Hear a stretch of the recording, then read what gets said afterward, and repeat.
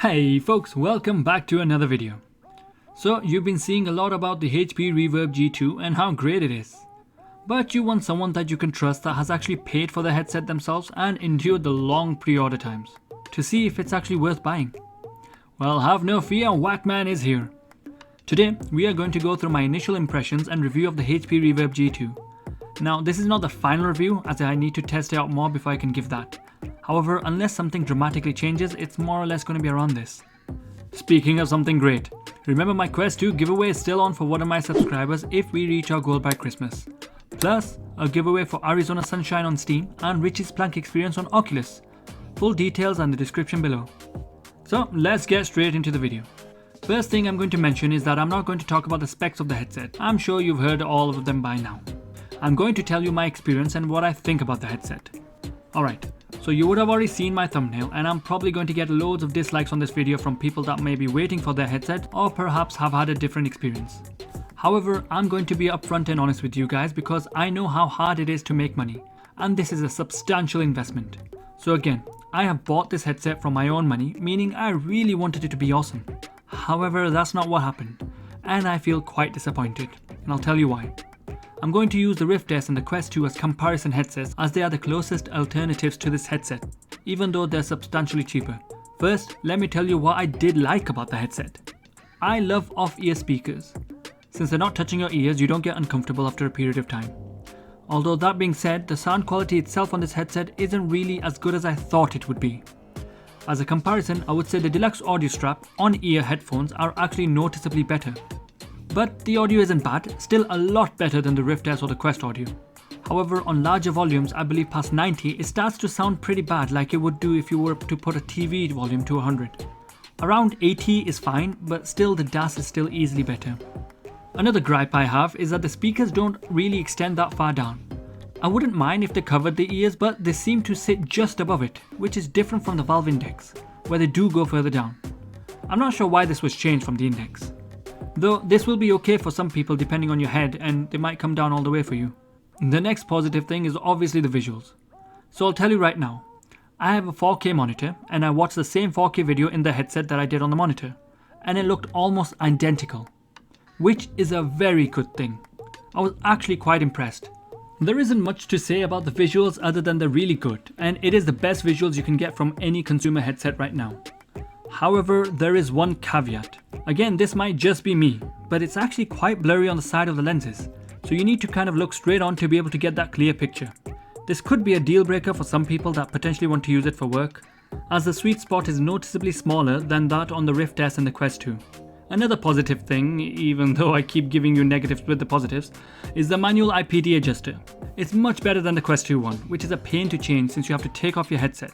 The Reverb G2's IPD I believe goes from 60mm to 68mm.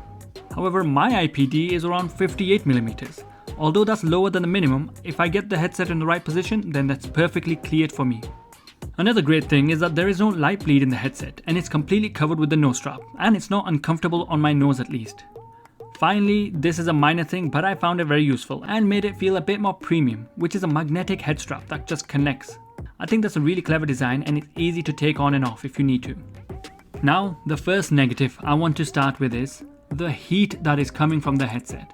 It's actually coming through the lenses, which is completely drying my eyes and making them tired very quickly. Honestly, that is ridiculous and also seems a little dangerous. I don't really want heat blowing at my eyeballs. I'm not sure how anyone else hasn't noticed how hot the headset gets, but it gets really hot to the touch, which is an issue because the heat will eventually seep through to your eyes. Now, this next thing was a big surprise to me, considering everyone else I watched on YouTube was saying how comfortable the headset was. Honestly, I found it the most uncomfortable headset I have. The Quest 2 with its original strap is much better than this. There are several issues. Firstly, it feels really front heavy, again much heavier than the Quest 2 with its original strap. Then the faceplate presses on my cheekbones unless I adjust it and then it presses on my forehead and squeezes my temple. I tried to position it in many different ways, making it cup the back of my head and all sorts. This could still just be me. But if it's that difficult to get it to that perfect position, then it's just a bad design.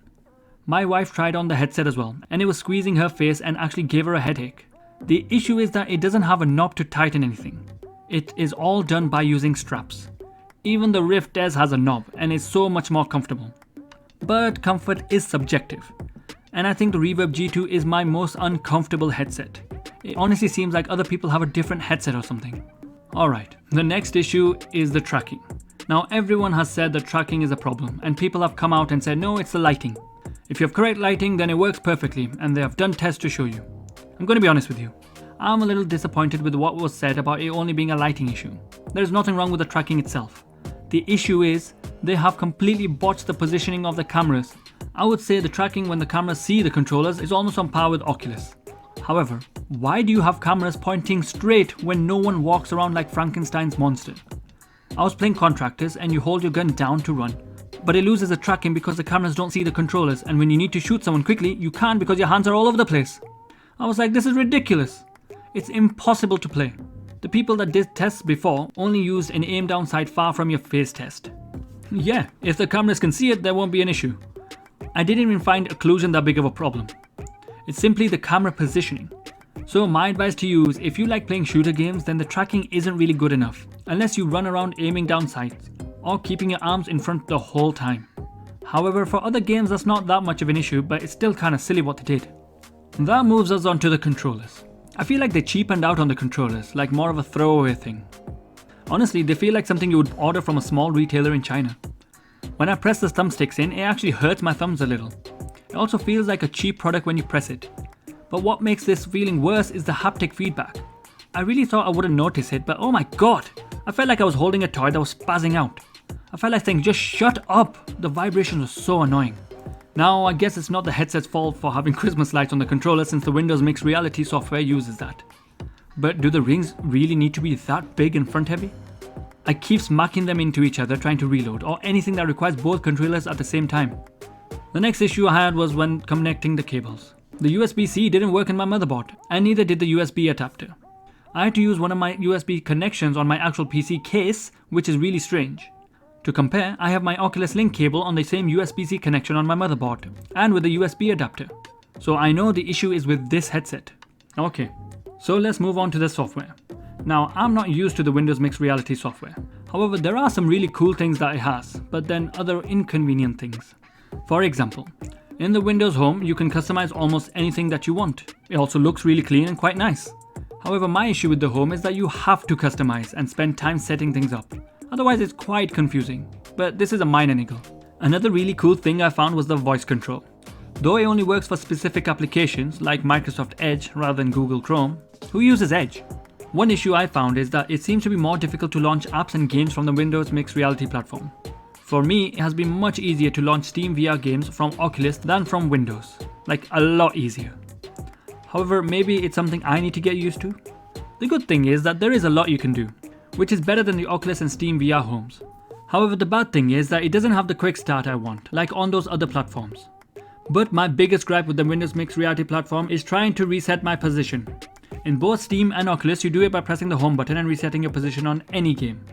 For Windows, it goes through a setup section and still doesn't do it right. Also, if you go to Windows Home from a game, it automatically exits out the game, and you're just like, oh come on. These are stupid niggles, but because I'm coming from an Oculus platform, I'm really noticing this stuff. Okay, so overall, what am I saying about this headset? Well, unfortunately, this headset really made me want to continue using my Quest 2 instead of this. Honestly, there are just too many things wrong with it, with only one thing that actually is better than everyone else's, which is the visual clarity. The biggest issue for me was the comfort and the heat coming out of my headset onto my eyes. The headset gets really quite hot from the front, but it doesn't take much for your eyes to start feeling dry and fatigued due to it. Also, considering the headset doesn't have that big of a difference in displays from the Quest 2, I don't understand why it has so many issues and even needs an extra power adapter for it, which might be the cause of the heat. This could just be for my headset, but you don't know until you buy one.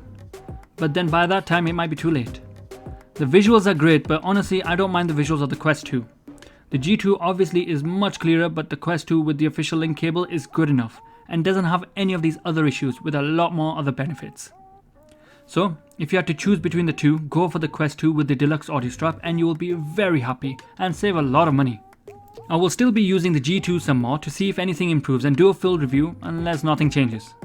But for now, I am very disappointed as I was extremely excited to get this headset, so feel a little heartbroken and I feel like I've been catfished. Well, that's all folks. Thank you for sticking until the end of the video. I hope you enjoyed it and found it helpful. If you did, please give it a thumbs up and subscribe to the channel. Remember to enter my Quest 2 giveaway as well by subscribing, liking and following the instructions below. Well, thanks for watching, have a great day, stay safe and see you next time.